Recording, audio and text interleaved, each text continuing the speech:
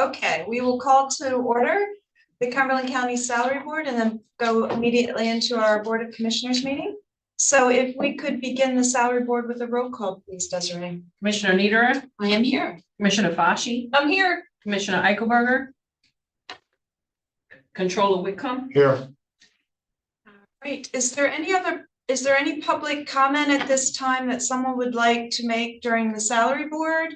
If you are online, please use the raise your hand feature. Do we have anyone there, Desiree? No requests at this time. Okay, very good. Then we'll move into approval of the minutes from the January 16th meeting. I'll make a motion to approve the minutes of January 16th. I'll second. It's moved and seconded. All in favor say aye. Aye. Aye. Next up, the Salary Board action. I'll make the motion to approve the salary board actions as provided. I'll second. It's moved and seconded. All in favor say aye. Aye. Aye. Is there any other business to come before the Salary Board at this time?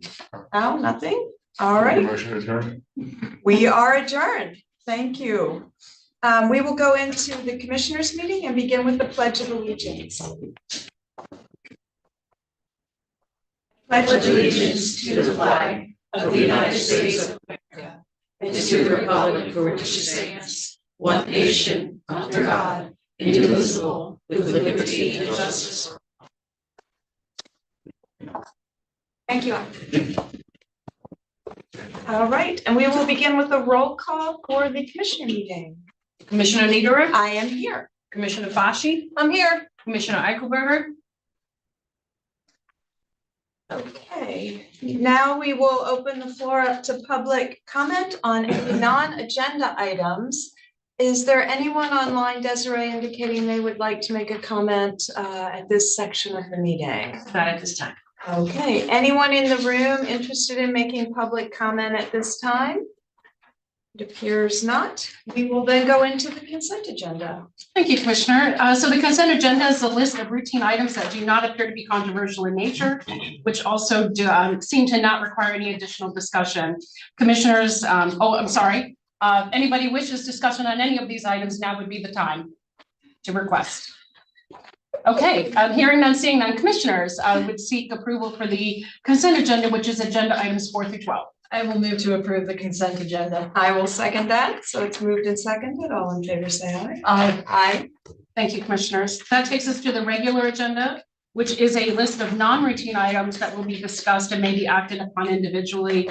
And we'll start with agenda item 13, which is discussion and approval, the letter of support regarding a certain grant application for the United States Department of Transportation Protect program. We've got Rich Farr joining us. Hi, Rich. Hey, good morning. How's everyone? Good morning. Hi, Good to see you, Rich. Good to see you. A brief explanation of what we're asking for. Yes, please. Sure, that'd be great. Okay, so you know we're working on the project here in the capital region for a facility that'll sit just about right there. So we're moving forward with that. We did get the RAISE grant for $25 million. This is a $150 million project. We are seeking an additional $35 million from the Protect grant, and I'm going to read this off the other screen. It's promoting resilient operations for a transformative, efficient, and cost-saving transportation program. Protect is the name of the grant. It really is focusing on resiliency, and because the current facility sits in a floodplain, we believe it's at risk and is eligible for this program. And so this grant application is due towards the end of February, so we're seeking just local support letters for the project to help strengthen our application. Very good. Thank you, Rich. Any questions? I don't have any questions. I don't have any questions either. So I would move to approve. All right, I'll second. It's moved and seconded. All in favor say aye. Aye. Aye. Thank you, Rich. Can I have just one more comment? Sure. All right, not on the agenda, but it's related. So I know that you'll be coming hopefully to see us at the end of the next month for a briefing. And I wanted to let you know that the Carlisle facility is back online. Yesterday, I met with the engineers and not quite ready for prime time, but it will be by the 27th. We will show you new renderings, and then I will give them to you when they're available because our agreement, you have to approve the the visual aspects of the building since it's being redesigned. And so we're back online and we look to be out to bid at the end of this year. So things are picking back up again. So more to come on that. Fantastic. Thank you for that update. We will see you. All right, thank you. All right. Okay, that moves us then to agenda item 14, which is the start of contracts and grants. So I'll turn the meeting over to Angela Smyser. Thank you, Stacy. Good morning, everybody. Agenda item 14, I will call on Darby Chrisley to discuss a grant acceptance for adult probation. Good morning, Darby. Good morning, Commissioners. This is state funding for the department's compliance to PCCD standards. It is an increase from last year of $978. Apparently, there was a funding formula change. Okay. Any questions for Darby? Any other opportunities to get some additional funding? Or is it just formula driven, Darby, based on? It's formula driven based on how many we supervise, their risk factor, and those types of things. Okay. Well, we're always looking for money, so $978 additional dollars is helpful. Thank you. Any questions of Darby for that? No, so I will move to approve. Okay, I'll second. It's moved and seconded. All in favor, say aye. Aye. Aye. Thank you. Thank you. Thank you. That takes us to agenda item 15, and I will call on Jamie Reiber to discuss the contract for children and youth services. Just one for you today, Jamie. This one, this is a new contract with New Life Adolescents. It's a residential program for females aged 12 to 18. They take on some special populations with youth that have mental diagnosis, youth with PTSD, victims of sexual abuse, and those that are dually diagnosed. This is a new program. We've visited their facility and think they'll be a good fit for us. We do not have anyone there at this time, but we are hoping that they'll be able to help us out.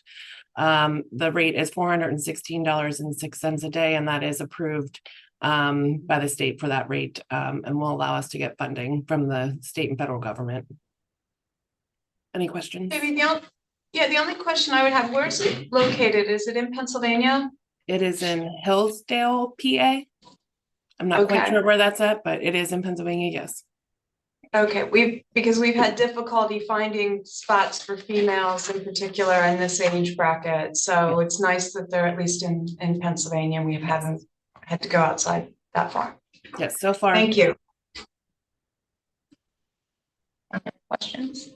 No, I will move to approve. I'll second. It's moved and seconded. All in favor, say aye. Aye. Aye. Thank you, Jamie. Thank you. That takes us to agenda item 16, and I'll call on Justin Smith to discuss a contract addendum for GIS. Good morning, Justin. Good morning. This is a request for $15,000. We have been budgeted for this. For Concert Tech, it is for FME software, enterprise level, so we have it on our servers and desktops. We've been using FME for the last 3 years to automate our workflows. One example of this would be just recently, in the last half year, we've moved our farmland ranking model from an older system, which took about 20 to 30 hours to run, to rank farmlands for ag preservation. And now it takes about 15 to 20 minutes to run. So we've been developing a lot better workflows for automation with this software. And this is for annual maintenance. Thank you. I don't have any questions. I will move to approve. I'll second. It's moved and seconded. All in favor, say aye. Aye. Aye. Thank you, Justin. Thank Thank you. Okay, moving on to agenda item 17, I will call on Mark Adams to discuss a grant acceptance for IMTO. Good morning, Mark. Good morning. This is the state and local cybersecurity grant. I'm asking for you to accept the grant. There are 4 individual projects. One of them is in Kelly's in basket for you to approve electronically. The other 3 will be coming hopefully shortly. These are security software services that we're getting. It's not actual dollars. There is a 20% match, but the Commonwealth is picking that up. So for the county, there is no charge for these services. Any questions for Mark? And Mark, these services that are being provided, you're completely satisfied with? We're not taking them because they're free and they're not adequate for what we need. Well, the two of them we're using today actively. Okay, The other 2 are newer services. So we are planning on using them completely and implementing them. Next year, they're a 30% match, so we'll have to reevaluate, because I don't believe the Commonwealth is going to pay the 30% match. So we'll have to evaluate the quality of the service versus if it's worth the money to us. Okay, thank you. Keep us apprised as Sure. you do that Absolutely. analysis, please. That's great. Thank you. So I will move to approve. I'll second. It's moved and seconded. All in favor, say aye. Aye. Aye. Thank you, Mark. That takes us to agenda item 18, and I will call on Kirk Stoner to discuss the contracts for liquid fuels finance. Good morning, Kirk. Good morning, Commissioners. These are three of our small bridge contracts. So these are our first three that have come through. You can see the rural municipalities, two of the rural municipalities meeting some of the rural needs. We also have East Pennsboro Township, one of our urbanized municipalities. So you can see that the small bridge program is really trying to touch a wide cross-section of our municipalities. We have set these up as grants, so the municipality will be delivering the project. We'll be reimbursing them at the end of the project when all eligible costs are expended. So Kirk, I do have a couple of questions because I received an email from a constituent who said that it was wrong of the county to be forcing the municipalities to pay for bridges. And I tried to clarify in that email that in fact, what she may have heard was this program, which we are not required to do, which is providing financial assistance to the municipalities to help them care for the bridges that they currently own. Would you support that statement publicly? Yes, that's accurate, Kelly. We're not forcing municipalities to do this. The program is actually in response to municipal demand for additional funding for some of the infrastructure that they're having difficulties maintaining. And additionally, I had pointed out to her, and I appreciate everyone's engagement, and I do try and respond to every email that I receive. But I did point out to her that by us playing this role, then the municipality can also apply for state funding. It helps them with their match when they receive other funding, correct?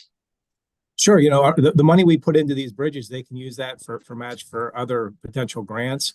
It also helps to offset maybe other planned costs that they've had for this infrastructure so they can do more with less with the infusion of the county funds.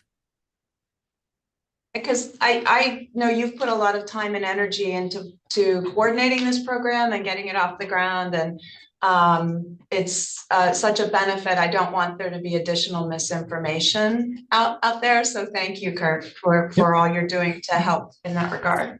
Yeah. So I've jumped in if there's other stuff that you have. This is an excellent program, Kirk. And I so appreciate the work that goes into it. I know this really helps our municipalities if they have to take care of bridges that they own. So thank you. And I will move to approve. All right, I will second. It's moved and seconded. All in favor, say aye. Aye. Aye. All right, and Kirk has a couple items here for us. So next he's going to discuss the grant acceptance for planning. Okay, this is our Clean Water Action Plan grants. This is annual funding we receive from the Department of Environmental Protection to implement clean water projects throughout the county. So Elizabeth Grant is heading up this project for us, working in partnership with the conservation districts. You can see it's about $1 million. 100,000 of that is used for our clean water coordinator consultant. We're using HRG for that. The rest of that money is for projects that will be executed with the conservation district that result in water quality improvements for the county. Yeah, it's some significant funding that allows us to do what we need to do as it relates to clean water in Cumberland County, which is becoming more of an issue across the county. So I move to approve. Second, it's moved and seconded. All in favor, say aye. Aye. Aye. Thank you, Kirk. All right, and one last item from Kirk. Oh, here. he's got another one. Yes. Right-of-way plans for the Sheepford Bridge project. So as you're aware, we're working with York County on the Sheepford Bridge Rehabilitation Project. York County is leading that project. We have the right-of-way plans that we need to certify on our end to be recorded. They've done all the right-of-way work. It's all ready to go. We just need to certify them on our end so that they can be recorded.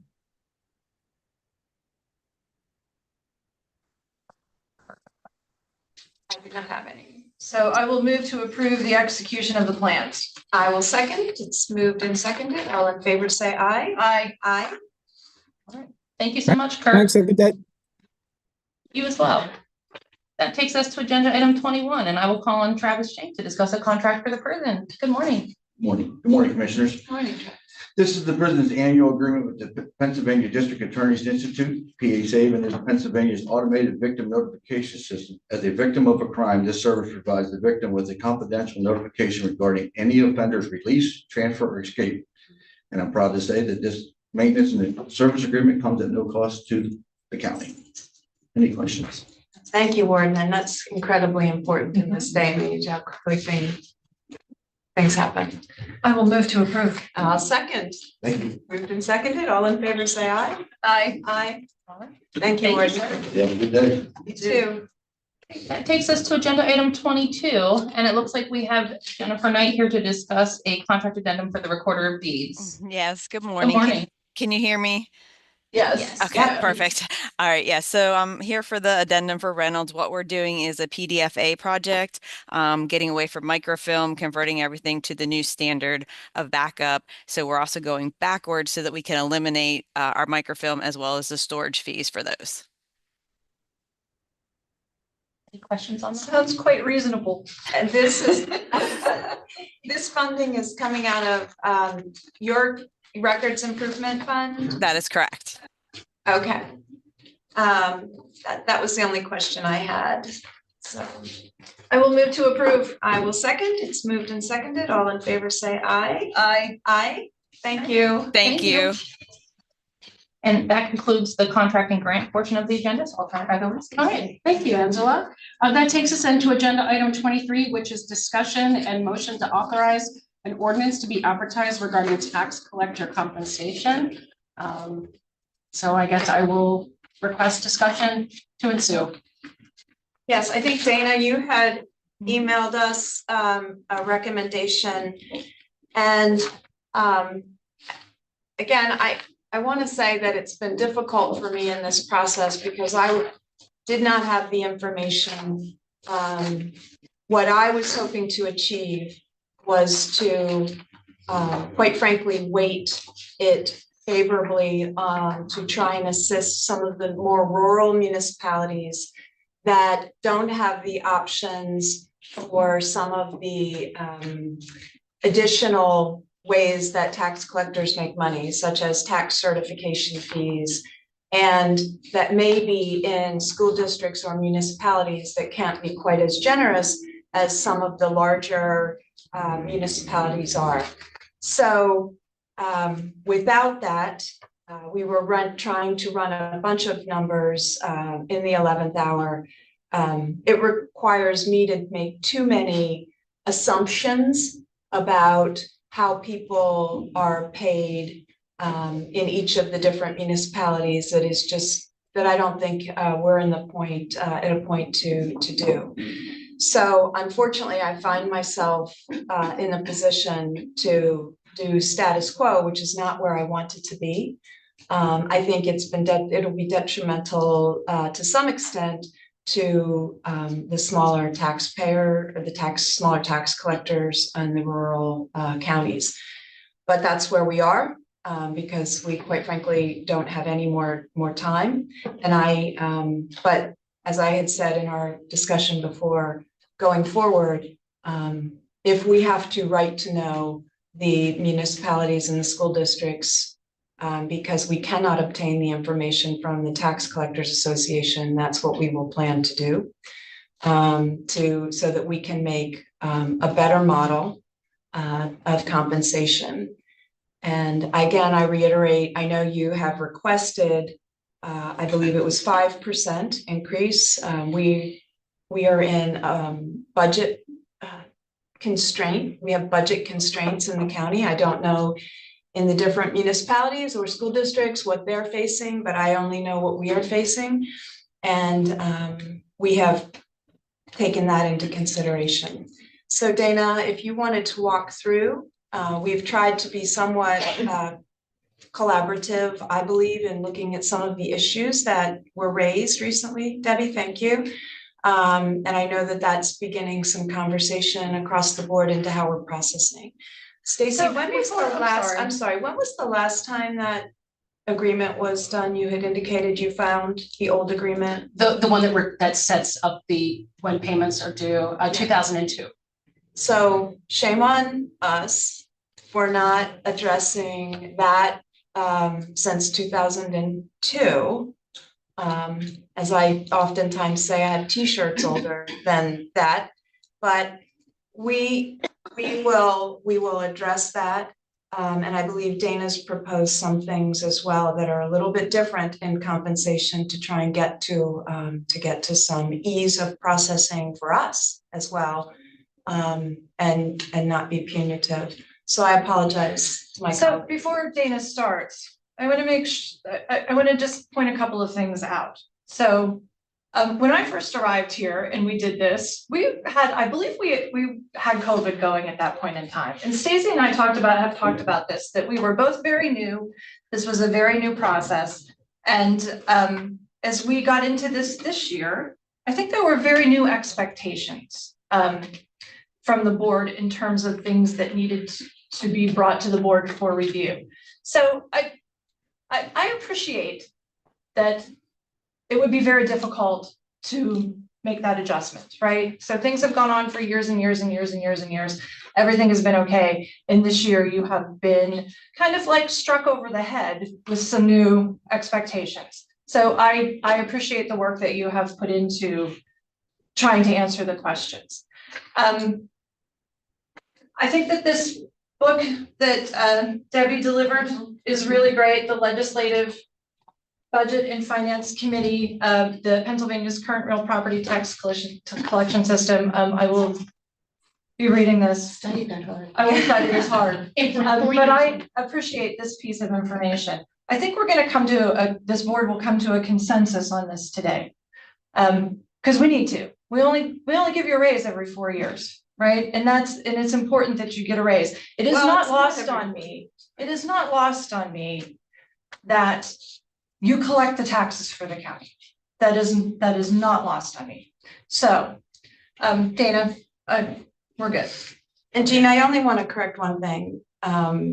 While we act on it every 4 years, they receive, and in some instances, they receive an annual increase or biannual increase over that So we could get into semantics about what I said. I don't really want to do that. We do this, we do go through this process every 4 years. And so if we don't do it now, we've got a 4-year wait, and I'm not interested in that. I'm interested in helping you out today, getting this taken care of today, because you do collect the tax dollars that we need to operate. Okay. So my first recommendation is to add a stipend for expenses of $300 annually. And I believe that we are required to pay the expenses. So this would, if their expenses actually go over $300, we would still have to pay the amount above the $300. But I think that adds a lot to them. They don't have to do as much paperwork. We don't have to do as much paperwork. And everybody's getting at least that amount. And Dana, if I'm not misunderstanding, and we have two tax collectors in the audience, based upon our conversation, I think they learned something as well about what they're eligible to remit for the coverage. And additionally, I think that some tax collectors weren't aware that they could get those costs covered, other costs covered. It appeared they weren't aware of some of that. So I believe that this will be helpful in that instance as well. Absolutely. And then my second recommendation is 2.5% increases annually. So the total annual cost of both of those is about just under $15,000. But I think that not all the tax collectors are also currently going after the expenses that they're eligible to receive reimbursement for. So if they would start doing that, that additional cost would be less. And over the 4 years, the additional cost is 99,000. Yeah, 99,000. And that is a 10% increase over the 4 years. Correct. Yeah, it would be 2.5 each year. Yes, which is,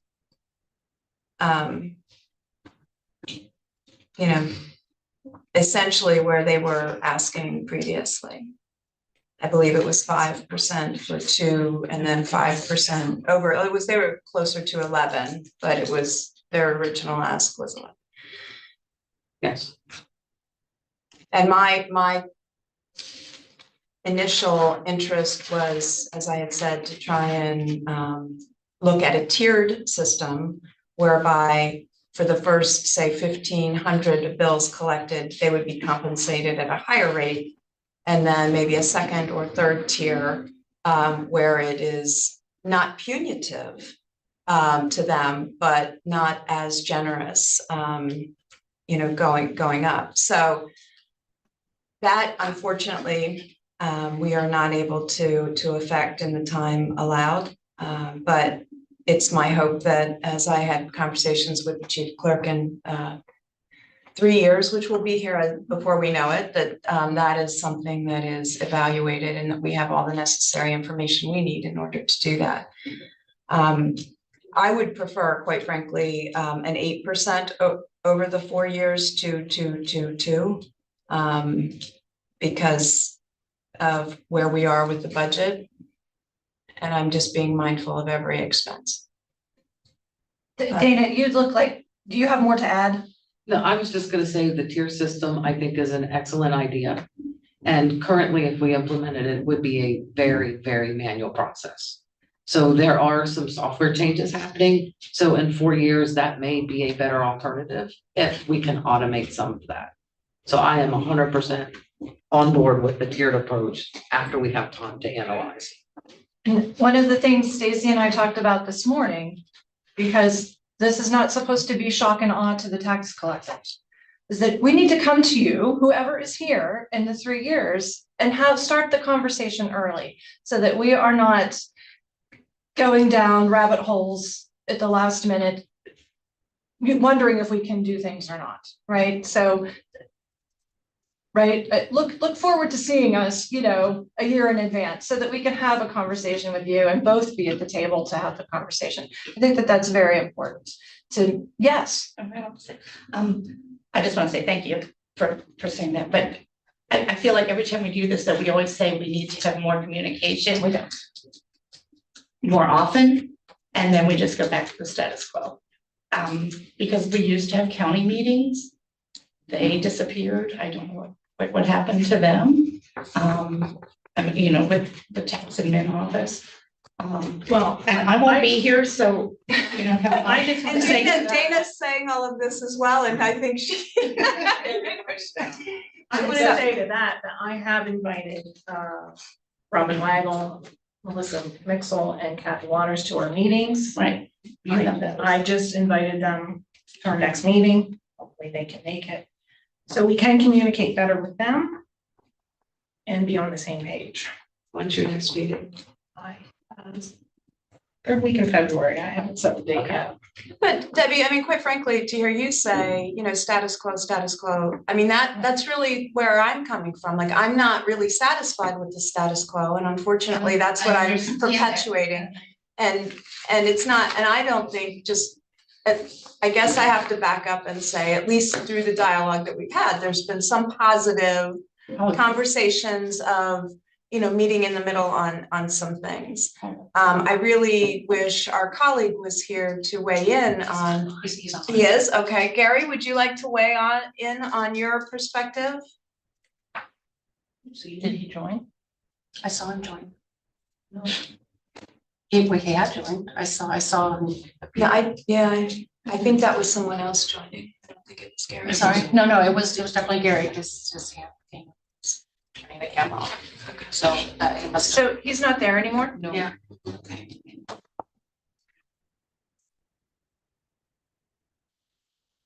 And so, Jean, that leaves it to us. Can you split in the middle of 2 1/4? Well, I'm very comfortable with what Dana put together today. And we've got a $300 stipend, $9,600 annually for a 4-year cost of $38,400. Which is new, and we're adding. Right, and we have recommended increased rates at 2.5% annually. And I'm okay with that. That's half of what they asked for. In total, it is only 1% less than what they've asked for, because it's 10, they were asking for 11% over 4 years, and we are giving them 10. Help me out, Dana. She is correct. They asked for 5% and then 2 years later, 5%. So it's 10%, so we're giving them 5% at five. There, it's actually, they were, I think, when you went through, there was a little bit, it was like 11. Right, Two points. It was a little bit more than 5%, but it was 15 cents for the first 2 years and 15 cents, which equated to something more than 5% for each of those 2-year periods. Because we are adding in the stipend to make their lives easier, to make some of them, you know, capture more fees than that they're paying than they would have otherwise. And then 8% I over hear 4 you. years. Dana, this morning you and I had a conversation. And I was incorrect. I thought they asked for 5% per year. Okay, because I want to clear that up before we continue down this path. To give them 2.5% per year does change the total cost for the 4-year period. Because the first year they're getting 2.5 instead of 5. So there is a little bit of savings on that side, but they still overall get the same increases over that time period. Okay. Okay, and what do you want to do? 2 1/4 each year. 2 1/4, not 2. Right. 2 1/4. I'm meeting in the middle. I wanted to, but I'm on. Because Jean, we have been known to be able to negotiate and I know. come to an agreement. I know. I would just like to point out that as you talk about 2%, 2.5%, that in the first year alone, that is a savings of $1,317. Just want to make sure we understand, like, But we're adding the almost $10,000 in expense reimbursement. Some of them may have collected anyway, so it's not all 10,000. I have a question about the stipend. Do we have to ask for the reimbursement for that $300, or is that going to be just in our pay? Dana, would you like to answer? So we haven't worked through this with the tax collection yet. I'm going to assume that it's going to be added to your pay. Okay. And then, you know, of course, it'll be taxable. But when you do your taxes, then you can take that as a reimbursement. You're still gonna want to track your expenses for that purpose. And if you go over $300, then you can put in for that additional. And I'm only asking because my school district gives us an educational credit or $300 for our education. Some years I take it, some years I don't. I mean, like this year, our convention is going to easily cost me $1,000 to go. I will take that $300. Last year, our convention was here in Cumberland County. I didn't take the $300 because I could just drive to the convention. So that's why I'm asking if it's going to be included in our pay or if that is something we need to request. I think it will be added to your pay. That's how I envision it. If it's different, we'll let you know. I can only request 300 of like the $1,000 that I spent 2 years ago at the convention. Yeah, and some of the smaller municipalities aren't, you know, getting any reimbursements or. Well, some do get from their Boroughs, right. townships. Right, and that's the information that I felt we really needed to know about each of the municipalities to try and come to some better understanding of what we can provide across all of the municipalities and boroughs. And we're at a disadvantage, and I don't want to, we need to move on this, so. Keith, we don't come to an agreement today. What happens to this? I don't know if you have time to do it later than today, but assuming you don't, then the current compensation will continue. We'll stand, which is not any good.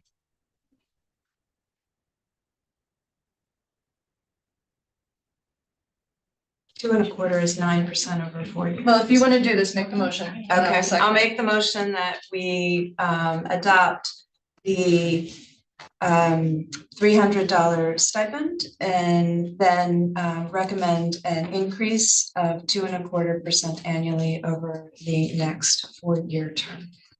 Okay, I will second that motion. Is that an adequate structured motion for you, Keith? Okay, so it's moved and seconded. All in favor say aye. Aye. Aye. Thank you. Thank you, ladies. And no Gary. And no Gary. Politically.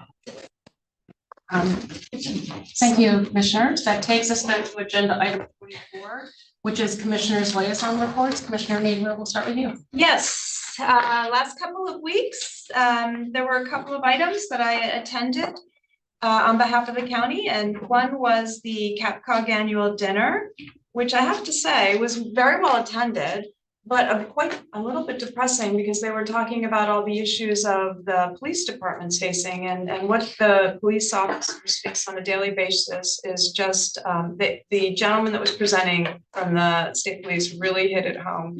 It's a very scary occupation, and we are so thankful for all the police forces across Cumberland County and the state and what they do to keep us all safe. But it was a well-attended meeting. I attended the Legislators Forum sponsored by CREDIC, and it was nice to see all of our local legislature at the start of their sessions, and the newest addition, Nate Davidson, they were collaborating well at that meeting, so that was nice to see. And we hosted our 275th birthday celebration here in Cumberland County, and I believe while it was incredibly cold, it was a lot of fun, and are thankful for everyone that was able to show up, participate, watch online, and engage around that. We hope to be doing some additional little events across the county over the coming year. The board meeting that I attended on behalf of this board was the CADIC board, and I did attend a tourism meeting. Just as a bit of a summary for you, Commissioner Fashi, they provided their preliminary numbers on 2024, their year end, and they are working to complete them more timely so that we have a prompt audit this year. And they rec management group appointed officers, and the board voted on that. And while they are ahead of budget, the 2024 rental numbers are lower than 2023. So that's a bit of a concern and something that they need to watch into 2025 if we're going to see the room rental rates being, and it was not in the room rate itself, it was in the occupancy rate, the number of rooms rented. So that was down slightly in 24 over 23. They are in search of a new tourism director. They received over 100 applicants in a very, very short time period. I think it was 1 week or less. So they have quite a number to look through. And they had a resignation of the grants coordinator, and that position received 50 applicants in a very short time period. So there's a lot of interest in working for the organization, and I have personal thoughts on why that is. But they will have a lot to offer, and they'll be bringing those recommendations, I believe, or notification to this board here. We don't weigh in on either of those decisions. The one great thing, I attended the tourism meeting, and Ashley, who is stepping in, there's a good foundation in place, and I don't think that our tourism activities will skip a beat during this replacement of the director. Additionally, they completed their handbook, and quite frankly, the reporting is going to be changed in 2025, and a very defined calling plan is being put in place. And I believe that was based on the outcome of our meeting with them, expressing some activities that we would like to see that they be more engaged in. And on the tourism committee, they discussed the TILF, which is the Tourism Infrastructure Loan Fund. They highlighted that to the group. This is a loan fund that they had one loan done in April of 2022. That was one loan after post-pandemic. They've really taken a long time to get some of these dollars out there. So I am encouraged that they are now marketing this as a fund that is available. And hopefully they'll be able to get more of the tourism money out to individuals that apply. They also in that tourism committee did discuss several grants. So they continue to see applications coming in. And they discussed Meal Madness coming in March. So that's going to be, there are 60 participating restaurants, and people will be voting on those. So that was it for me for KDIC and tourism. And that's it. Thank you, Commissioner. Thank you, Commissioner Boshi.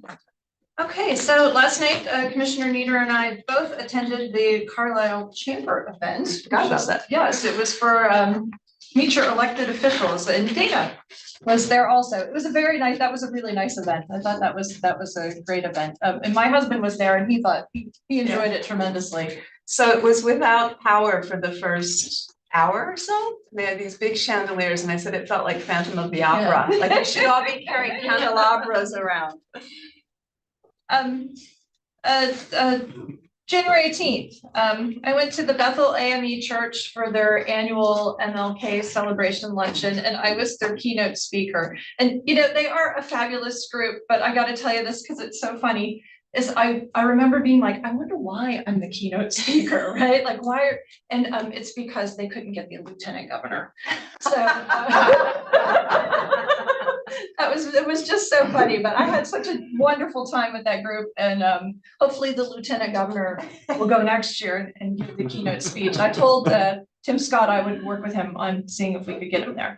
So January 20th in the afternoon, I went to the first Women's Leadership Summit. Mayor Joan Ernie in New Cumberland put together a Women's Leadership Summit. It was very heavily based on behavioral health and social services. I met even more, there were 50 women there, but women that have been in that field forever.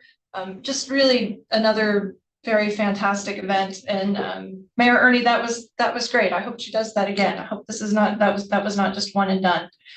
Let's see, January 28th, Conservation District. We had our annual coordinating partners meeting. And I'm gonna just tell you a couple of things out of this meeting. So first of all, we're sitting there and we're having a conversation. You know, every coordinating partner there gets federal dollars. Everyone. And the Conservation District is very dependent upon federal dollars. And then the email rolls in from Mary Kuna telling us that her money had been shut off because the current presidential administration is like, we're not giving out federal money anymore. And so every entity in that room, had this not been reversed and unfrozen, would have suffered. Every entity in that room. And I think about all of the things at the county that are federally fund dependent. And boy, we would have been in it. It would not have been good. So I'm glad that's over, Dana. I'm glad you don't have to run that, that spreadsheet. Although I do wonder if it would be good to have a spreadsheet that lets us know, you know, how many federal dollars do we get? Oh, And we have that number. I don't have it off the top of my head, but we I've know seen it is. it's, yeah, and while it's not as, certainly not as impactful as our state funding, but I don't know what percentage of federal funds go to the state and then to us. The majority of it. Yeah, and that's what concerns me. And we do track that. I mean, we have that. We have to put that on our schedule of expenditures and federal awards every year.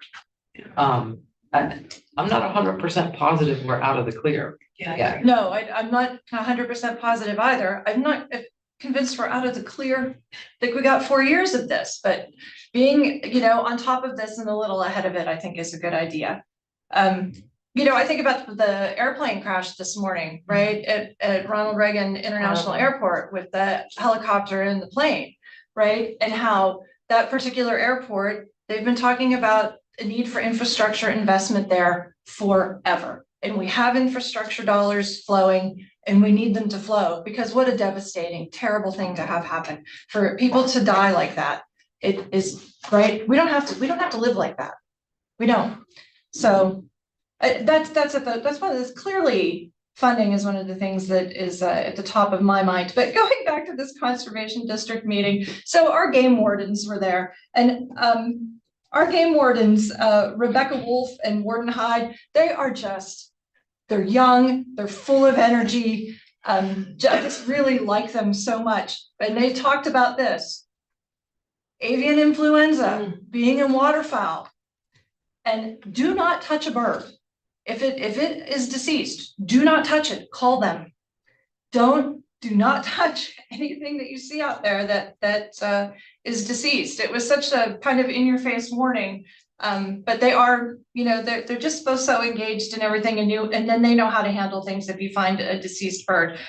Andy Yenchka from Penn State Extension was also there, and he is he does their water piece. And he told us all, he's like, never drink from a roadside spring. Never, ever, ever, ever. And so I was like, I'm immediately thinking about Orrs Bridge Road, right? Where we have a new bridge and there's that big spring there. And he's like, no. It's like, no, do not drink out of that. They've tested it. It has PFAS, it has bacteria, like don't drink out of it. So another awesome thing learned. But yes, I see people there all the time that are collecting that water or giving their dog a drink. Farmland Preservation gave a presentation and they talked about the economic impact of farmland. And that's a 2019 study. And I believe that Stephanie has delivered that information to us, but I'm going to get it from her again. I really want to look at that study. I'd really love to see it updated because. Yeah, because 2019 it probably needs to be an update. But they talked about the hemp farm will bring in 3 million square feet of warehouse. AMPA will bring in 1.3 million square feet of warehouse.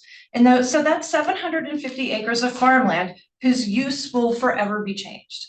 And we just have this dichotomy where in this county where we have very important farmland and we also have the need for development, and how do the two intertwine and how do we work them out? And so that's another really great conversation. But it was mentioned that our conservation farmers are also our preserve farmers. Our conservation farmers are the farmers that are really interested in best management practices, that are doing the things that we need them to do to keep our water clean, to manage their soil. So I think that's very important, and I commend them for doing that. It's great. The Cumberland County Library System, I will remind you to use the library, but there's an offering that you just need your library number to do it. It's called Parent TV. I think I've talked about this before, but it offers thousands of on-demand parenting videos and courses with content designed to support those who care for children from pregnancy through the teenage years. You enter your first 5 digits of your library card, and there it is. That database is open and ready for you to use. So Saturday is Take Your Child to the Library Day. It's unbelievable. So Bossler is having a toddler block party. Amelia Given, you have to register for this, but from 9 to 4, you can come in, you pick up an activity pack, you get a special button, and your child, 13 and under, gets a free book to take home to their library. Simpson from 10:30 to 12 is having craft games and activities, and Simpson is having a stuffed animal sleepover. So you bring your stuffed animal in, stuffed animal sleeps in the library, and you have to go to the library system and see what they did last year, because they put together a video for these kids to see the next day of all the things their stuffed animals did overnight.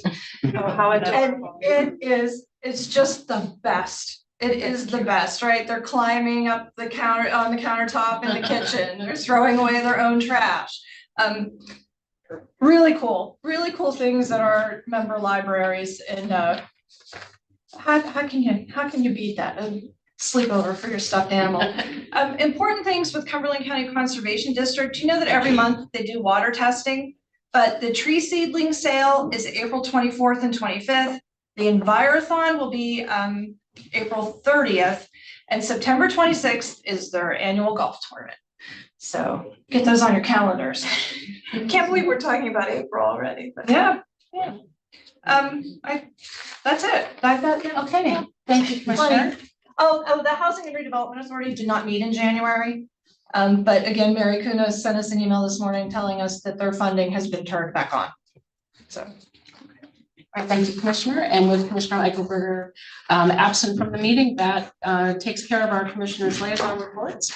And that takes us to agenda item 25. We would like to report that an executive session was held on January 23rd, 2025 at 9:30 a.m. regarding personnel. Now I'll ask if there is any other business to come before the board today. Hearing none, seeing none, we are adjourned. Thank you.